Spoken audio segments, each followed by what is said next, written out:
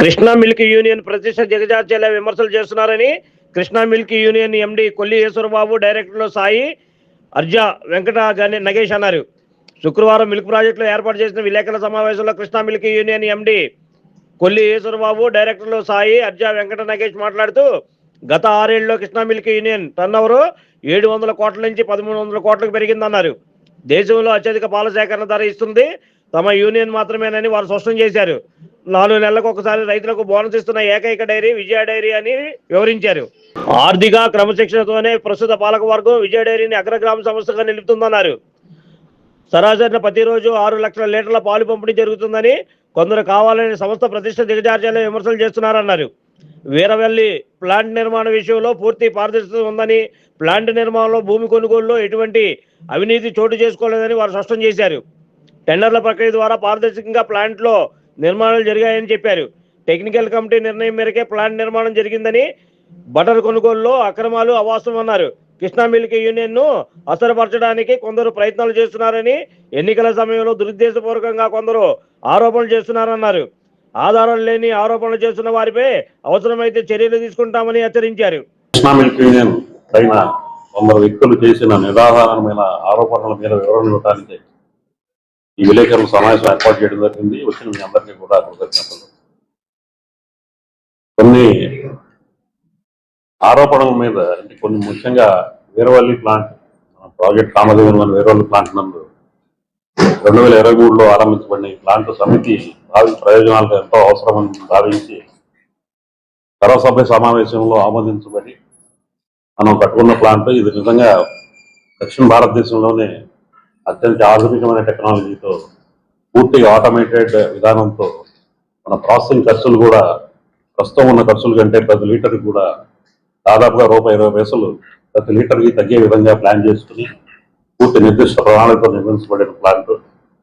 ఇది మార్కెట్ అవసరాల దృష్ట్యా అంటే మనం ఇదివరకు 2019-20లో 80,000 కిలోలు రోజుకి పెరుగు విక్రయాలు ఉంటే ప్రస్తుతం 220 టన్నులు అంటే 2,20,000 కిలోలు ప్రతిరోజు విక్రయం చేస్తున్నాం. అది ఈ ప్లాంట్లో సాధ్యపడదు కాబట్టి కొత్తగా కడుపులో కట్టినా కానీ దాని దృష్ట్యా 3,70,000 లీటర్లు ఉన్న సేల్స్ ప్రస్తుతం 6,50,000 లీటర్లు మనం దైనిక విక్రయాలు దృష్ట్యా ఈ ప్లాంట్ నిర్మించబడటం జరిగింది. ఇది పూర్తిగా పారదర్శక విధానంతో పేపర్ ప్రకటన ద్వారా టెండర్ల ప్రక్రియ ద్వారా మామూలుగా అయితే పర్చేజ్ కమిటీ అని ఒకటి ఉంటుంది మనకి, అంటే 5 డైరెక్టర్స్ ఉంటుంది. కానీ ఇది హై వాల్యూ ఐటమ్ కాబట్టి మనం మొత్తం బోర్డు మొత్తం కూర్చుని టెక్నికల్ సైడ్ నుంచి మా సపోర్ట్తో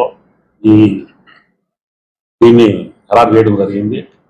ముందుగా మన మినిస్ట్రీ ఆఫ్ ఫుడ్ ప్రాసెసింగ్ వాళ్ళు దీని ప్రాథమిక అంచనా 185 కోట్లు అని వేసినప్పటికీ కేవలం 163 కోట్లలోనే దీన్ని ముగించడం, దీనికై కేంద్ర ప్రభుత్వం నుంచి మనం సకాలంలో పూర్తి చేసి అందుకు వారు ఇన్స్పెక్ట్ చేసి 10 కోట్ల రూపాయలు కూడా మనకి గ్రాంట్ ఇవ్వడం జరిగింది. దీన్ని ఈ అకస్మాత్తుగా వచ్చిన బుడమేరు వరదల వల్ల కూడా 42 రోజులు మన ఫ్యాక్టరీ ఆగిపోతే విజయవాడ ఫ్యాక్టరీ నిజంగానే కామధేనులాగా ఆ ప్లాంట్ కాపాడగలిగింది.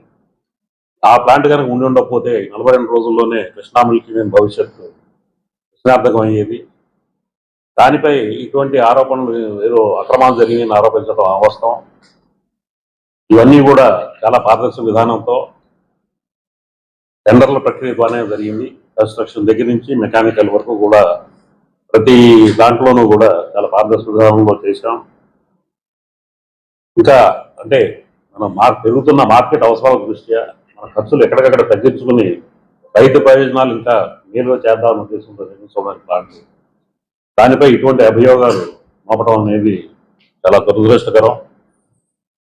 ఇది ముఖ్యంగా నేను చెప్పదలుచుకున్న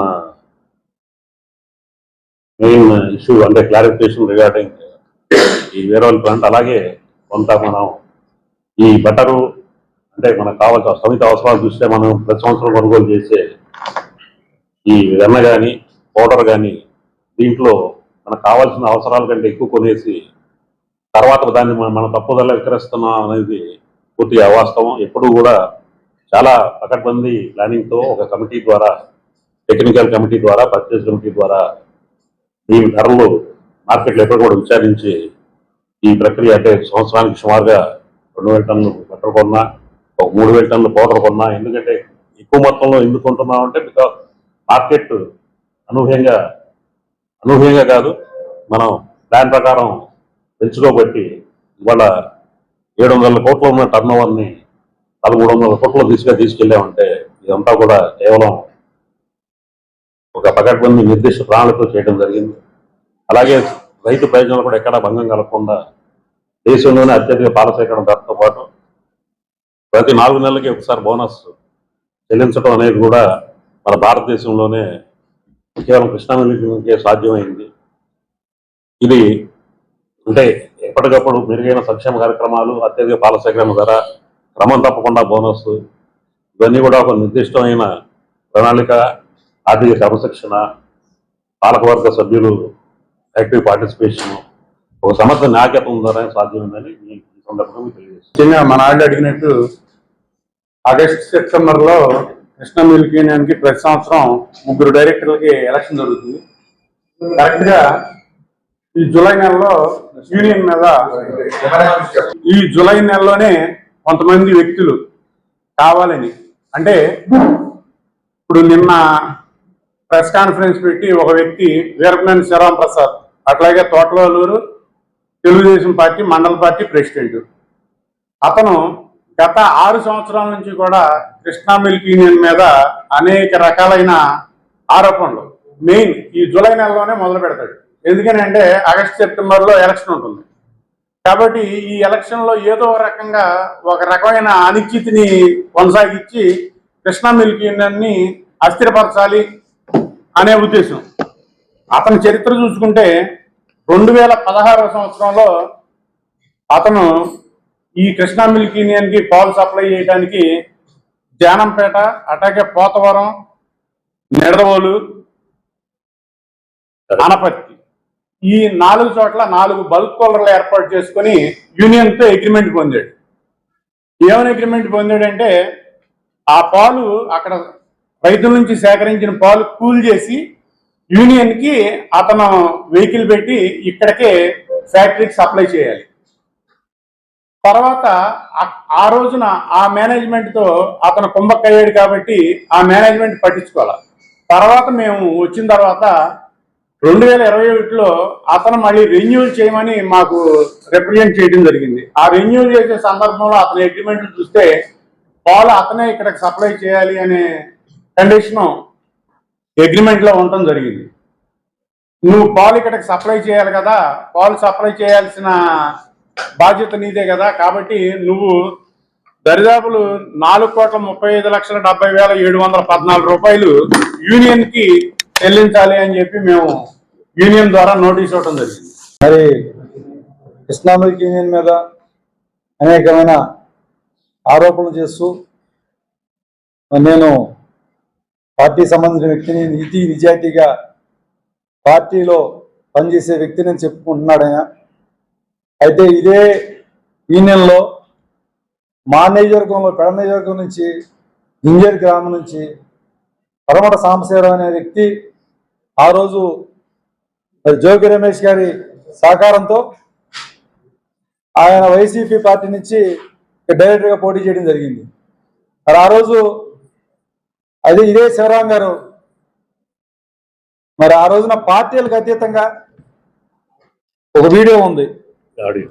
ఈ రోజున కృష్ణా మిల్క్ యూనియన్ లో జరిగే ఎన్నికల్లో కులాలకు అతీతంగా, రాజకీయ పార్టీలకు అతీతంగా పాడి రైతుల శ్రేయస్సే లక్ష్యంగా మనందరం ఏకతాటిపై నిలిచి ఈ రోజున పాలక వర్గానికి వ్యతిరేకంగా పోటీ చేసినటువంటి ఇతర అభ్యర్థులను బ్రష్ గుర్తు, బకెట్ గుర్తుపై ఈ ఓట్లు వేసి గెలిపించి కృష్ణా మిల్క్ యూనియన్ కాపాడుకోవాల్సిందిగా కోరుతున్నాను. వీరప్రవేశ్వరరావు, పెనంపూర్. రాజకీయంగానే ఉన్నాం, మేము తెలుగుదేశం పార్టీలో ఉన్నాం. నేను కృష్ణా జిల్లాలో జడ్పీటీసీగా తెలుగుదేశం పార్టీ వైసీపీ గవర్నమెంట్లో ఇద్దరు జడ్పీటీసీ గెలిస్తే నేను ఒక జడ్పీటీసీగా పెడన మండలం నుంచి గెలవడం జరిగింది. ఆ రోజులు ఎదురెడ్డి పోరాడి గెలిచాం. రాజకీయమే. పాడి రైతుల శ్రేయస్సు కోసం ఇక్కడ ఎల్లవేళ్ళ పనిచేస్తానన్నాం. ఇంకోటి ఆయన మారుతున్నాడు 30 సంవత్సరాల నుంచి 10 సంవత్సరాల నుంచి ఇదే బోర్డు డైరెక్టర్గా కొనసాగుతున్నారని. అవును, నేను ఈ రోజుకి 26 సంవత్సరాల నుంచి బోర్డు డైరెక్టర్గా కొనసాగుతున్నాను. మండల జానకి టైంలో 4 టర్మ్లో బోర్డు డైరెక్టర్గా చేయడం జరిగింది. ఇప్పుడు ఇక్కడికి వచ్చిన తర్వాత ఈ వెనకాల 7 సంవత్సరాల నుంచి కూడా చలసానాంజనేయ నాయకత్వంలో డైరెక్టర్గా చేస్తున్నాం. మాకు అక్కడ నియోజకవర్గంలో మా ఎమ్మెల్యే గారు కానీ ఎవరైనా కానీ మా ఇప్పుడున్న ఎమ్మెల్యే గారు కానీ చనిపోయిన కాగితీ వెంకటరావు గారు కానీ మమ్మల్ని ప్రిఫర్ చేసి పంపించబట్టి ఇక్కడ మేము నాయకులుగా ఇక్కడ డైరెక్టర్లుగా పనిచేస్తున్నాం. ఈ రోజు కూడా నీతి నిజాయితీతోనే పనిచేస్తున్నాం. ఆ రోజు నుంచి ఈ రోజు వరకు కూడా నిజాయితీగానే పనిచేస్తున్నామని తెలియజేసుకుంటూ, అంతేకాకుండా బోనస్ విషయం ఆ రోజు మేము బోర్డులో ఉన్నాం. జానకిరామ గారి టైంలో బోనస్ ఇవ్వడం వాస్తవం.